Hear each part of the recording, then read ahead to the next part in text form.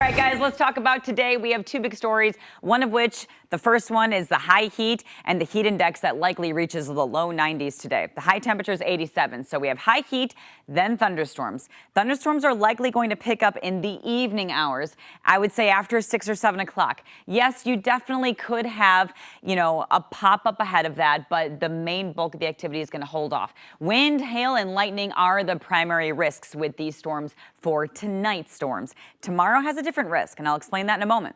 Radar, nice and dry. We did have some storms overnight last night triggered by this cold front, but now everything has moved its way to the east. But this thing is a part of a much more complex weather system. Once that low kicks into high gear, it'll bring a lot more activity in our direction.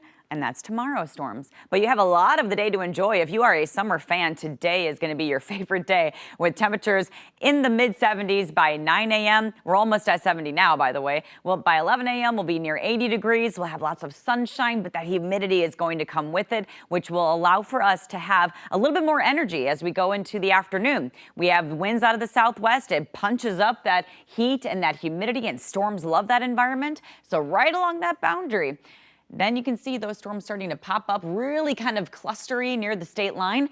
And the main risks are going to be lightning, some hail, and also gusty winds because of that high, energy that we'll have in the atmosphere. What we don't have is a lot of the spin. So I'm not worried about anything tornadic with this activity. That's going to move off to the east and basically be done between 7 and then eventually done by about 11 or midnight.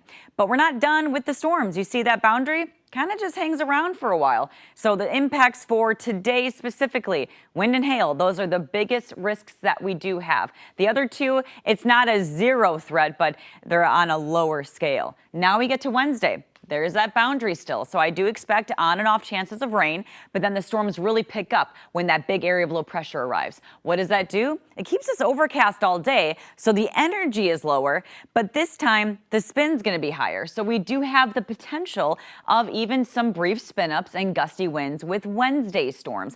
I think Wednesday is also going to feature more rounds of it, more soaking rain as well. So depending on which day, you have different hazards. Over the next 3 days, we get the 1 to 2.5 inches of rain across the area, which we actually need, as many areas, especially near the state line, are under some moderate drought conditions. So specifically Wednesday, the gusts of wind up to 60, a lower chance of hail because the energy is not as high, but a higher chance for a spin up because we have more of that spin in the atmosphere. And this is why the Storm Prediction Center for Wednesday has us in a 2 out of 5 risk. Anything stronger, quite frankly, it's going to be to the south and east of us. As you can see right here, this is where all the dynamics kind of come into play, more energy here. We do have a threat, but again, it's a 2 out of 5 risk. And we're 3 days away from summer, and some serious heat is on the way, guys. Sunday's high temperature, 90 degrees, and so is Monday's, by the way. And it comes with these high dew points. So Saturday and Sunday are going to be probably one of the hottest weekends of the year so far. As you can see, the full 7-day forecast does highlight some serious heat today. We get the storms this evening, more rounds tomorrow. Everything dries out in time for Juneteenth and for the start of summer. I know we have Summerfest as well, but this weekend's going to be really hot for the first weekend of Summerfest. Definitely pay attention. Yep. Lindsay, thank you.